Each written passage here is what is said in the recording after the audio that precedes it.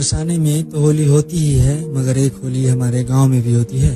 हाँ, हमारे धमौन में, जहां हम सारे ग्रामवासी हमारे ग्राम देवता निरंजन स्वामी के प्रांगण में एकत्रित होते हैं। ना कोई जाति, ना कोई धर्म, केवल श्रद्धा और प्रेम के साथ होली मनाते हैं। हमारे यहाँ प्रसिद्ध छाता होली होती है, जो हमारे गाँव की सुंदरता में चार चांद लगाती है। दूर दूर से लोग यहाँ शिद्दत से देखने आते हैं और अपनी आंखों में हमारे गाँव की सुंदरता को कैद कर ले जाते हैं।